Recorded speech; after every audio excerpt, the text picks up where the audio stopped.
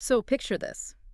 You are staring at your phone, just looking at a chaotic sea of green and red candles on your crypto app. Yeah, we've all been there. Right. And, a token suddenly hits the top movers list. You see the chart going totally parabolic. You feel that immediate urge to buy. And, well, you jump in. Which is exactly what the market wants you to do. Exactly. But here is the harsh reality of today's trading landscape. By the time you actually see that momentum on your screen, you are already someone else's exit liquidity. Yep. That is the fundamental trap of operating in what is basically a high-noise, incredibly low-signal environment. It's all noise. Pretty much. I mean, by the time a price move is obvious enough to hit a trending ticker, the smart money, the folks who actually started the move, are already selling. They're just offloading their positions to retail traders who are, just arriving to the party. And people, along with a massive chunk of basic trading algorithms, are just constantly caught in this cycle of chasing momentum after the fact. Right. They're reacting to a symptom rather than diagnosing the actual cause. Which means you are operating at a permanent disadvantage. You are trading purely on historical price changes, not the actual structural shifts that dictate where the price is going to go next. Precisely. You're always one step behind. Okay, let's unpack this. Because today's deep dive into the source material is built around this massive stack of developer specs, white papers, and architectural docs for a system designed to solve that exact problem. The E3D Agent Trading Floor app. That's the one. Our mission today is to break down how this architecture completely flips the script. We're going to explore how it uses this highly specialized team of AI agents to hunt for on-chain stories long before the price moves. And how it trains itself locally on a Mac Mini, which is just wild. It is, plus how you can actually guide its attention. But, to understand the AI, we first have to really understand the specific data they're analyzing. Right, that's the crucial starting point. Because the token universe this system monitors isn't just, a list of the highest volume cones that day. So what are they actually looking at? Well, the E3D system uses a core philosophy they call story-first filtering. Basically, it completely ignores tokens that have no on-chain story activity. Even if the volume is huge. Exactly. It doesn't matter how massive their daily trading volume happens to be. If there's no story, the system just ignores it. Because, volume without a story is just noise. 100%. Yeah. The system actively differentiates between what it calls late signals and pre-pump signals. Right. So like when a token is flashing mover or surge, meaning it's already pumping and on those top lists. The AI is explicitly programmed to just ignore those. It's too late. To use an analogy, it's like traditional trading is trying to catch a bus by running down the street behind its exhaust pipe. You see it moving, so you chase it. That's a great way to put it. Thanks. While the E3D approach is like analyzing the bus schedule, monitoring the traffic grid, and just standing calmly at the bus stop before the bus even gets there. And they achieve that by hunting for really specific footprints left in the raw blockchain data. The system is looking for pre-pump stories, specifically patterns labeled as staging or accumulation. Okay, let's dig into that mechanism. What does staging actually look like to the system? Because it's not relying on like a gut feeling or some social media trend, right? No, not at all. Staging looks like a very specific pattern of wallet behavior. Like what? Well, it might be dozens of fresh, unconnected wallets slowly buying up small, identical increments of a token over a 48-hour period. And they're intentionally doing it in a way that doesn't trigger any major price spikes. Oh, wow. So they're hiding their tracks. Exactly. An accumulation might look like a known smart money wallet just absorbing every single dip in price, effectively building a floor. The E3D system reads the raw ledger data to spot these behavioral shifts before the broader market have any clue. But, okay, relying purely on a large language model to read that data and execute trades sounds like a massive vulnerability. We've all seen AI hallucinate facts. Oh, absolutely. If an LLM suddenly, hallucinates a reason to dump your entire portfolio into a token with zero liquidity, the whole system is fundamentally broken. What's fascinating here is that they solve this with what is basically the golden rule of the E3D architecture. It's written in bold across all their developer documentation. It shows? AI suggests, code decides.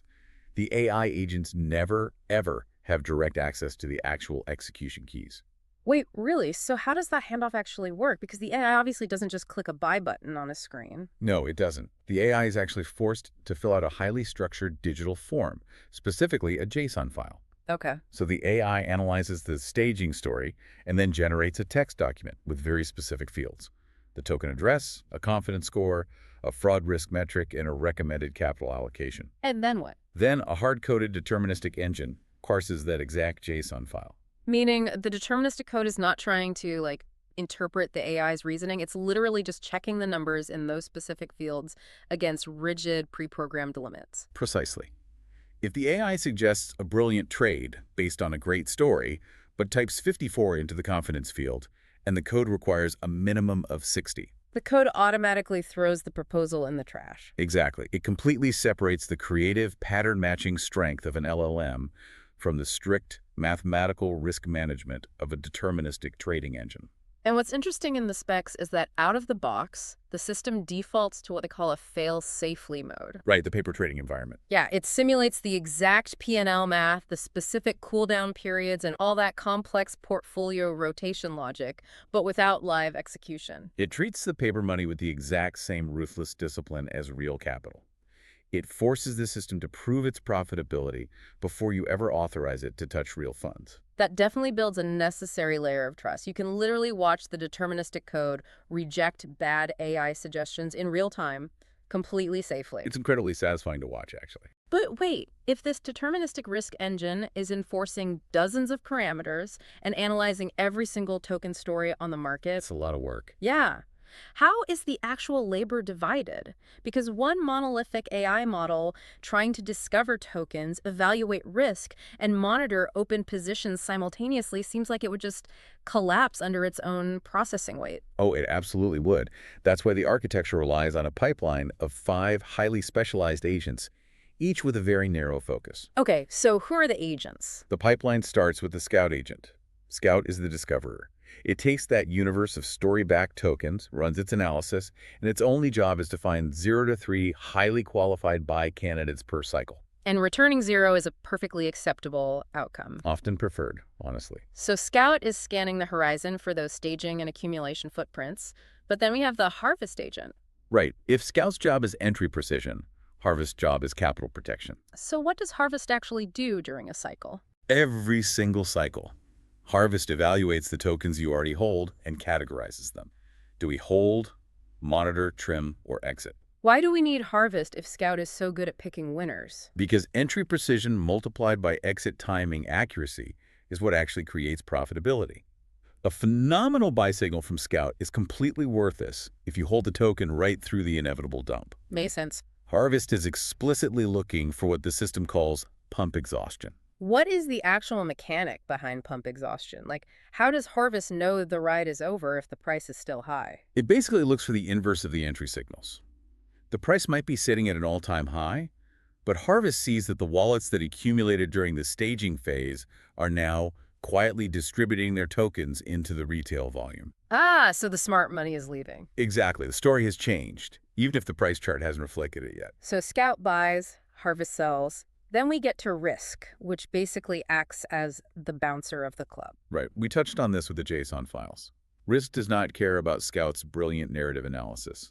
If Scout submits a candidate with a fraud risk score of 35 or higher, Risk outright rejects it.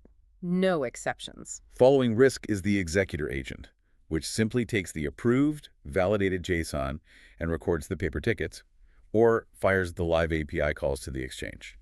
And finally, the manager agent. Yeah, manager acts as the post-cycle auditor. It grades the entire pipeline from A to F, checks if the LLMs truncated their outputs, and monitors how fast the overall cycle ran.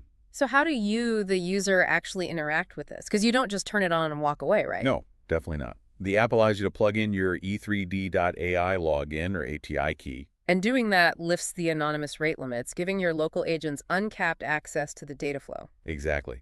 But more importantly, Scout actually looks at your authenticated watch list. So it creates this intentional synergy between the human and the machine.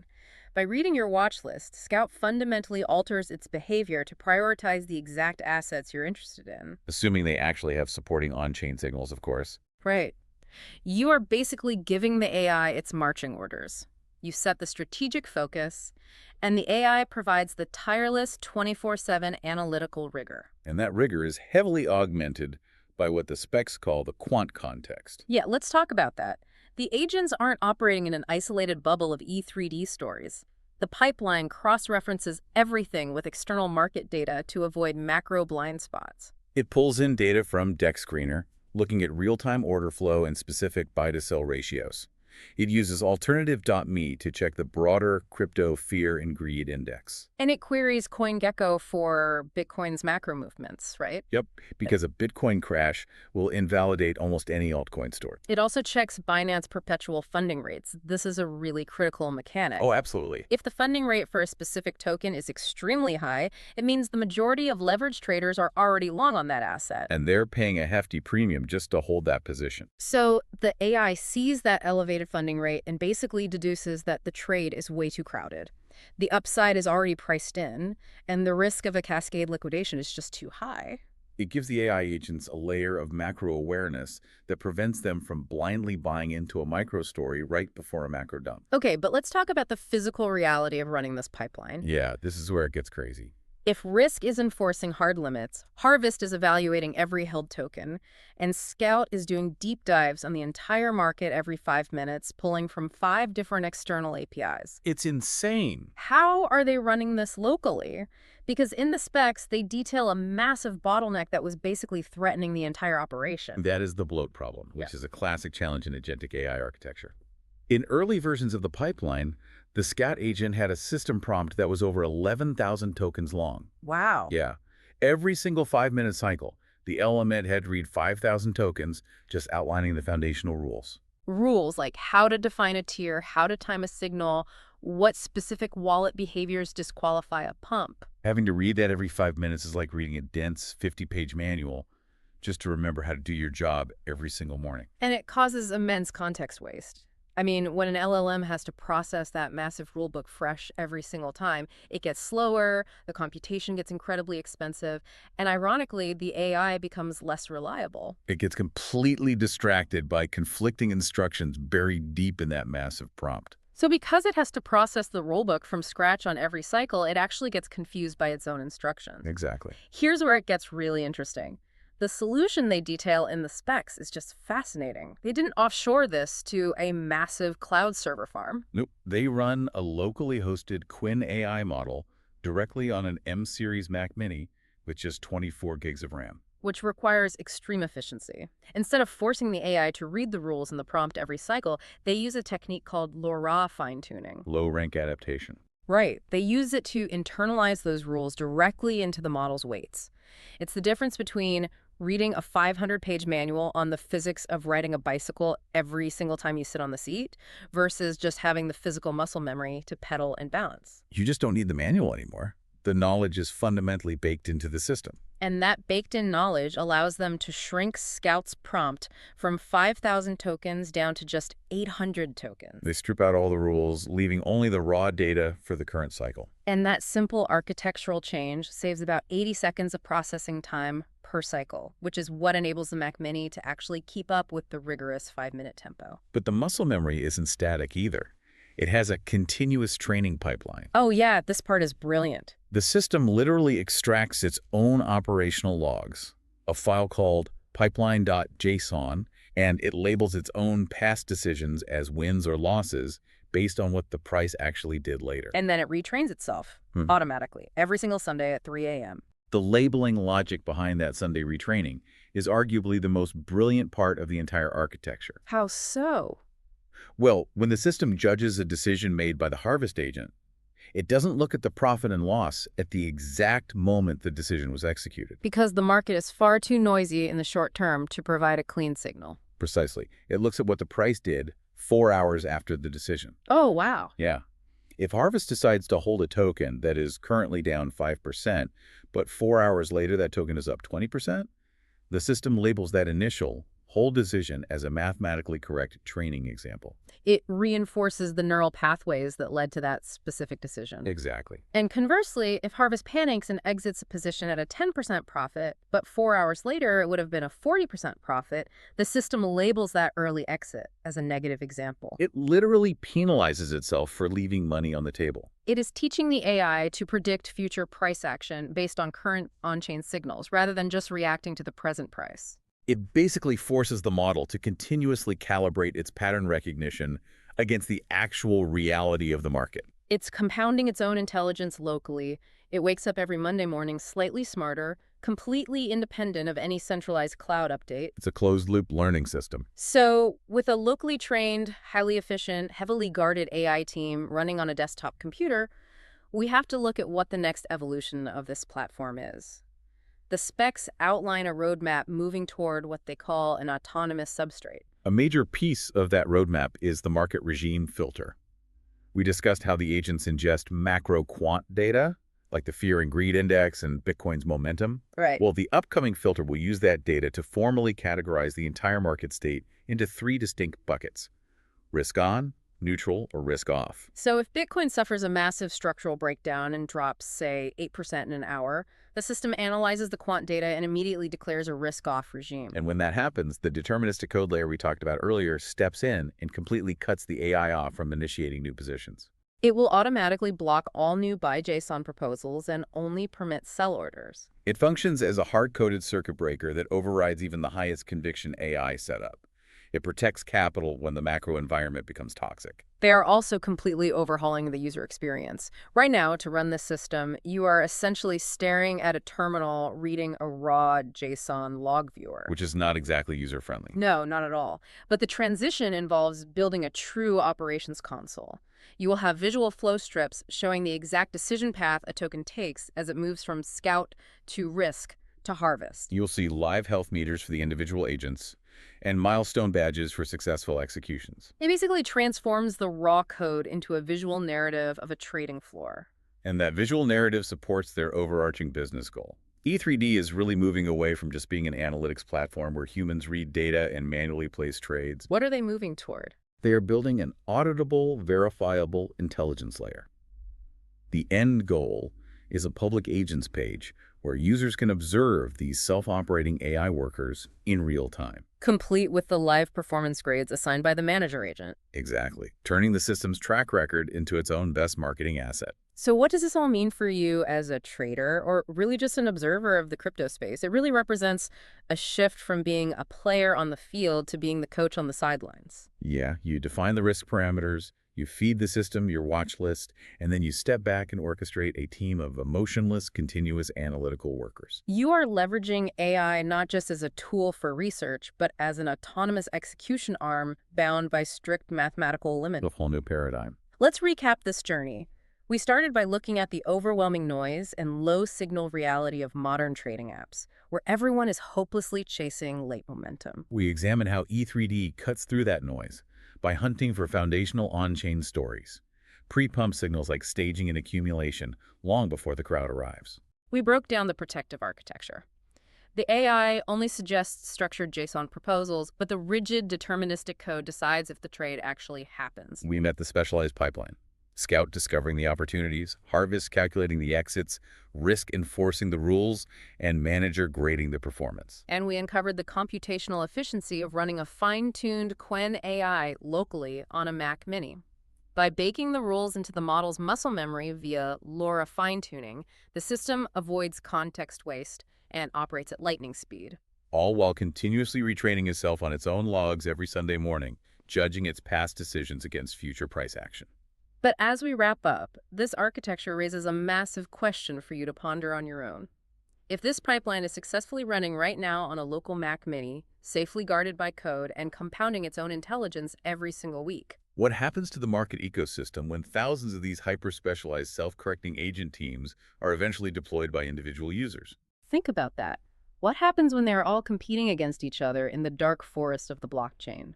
When the AIs are hunting the same on-chain stories and trading against other AIs. That is a wild frontier to consider. It really is. We want to thank you for joining this deep dive into the source material. Hopefully, you are walking away significantly more informed about how autonomous agent architecture is reshaping the flow of capital. Until next time.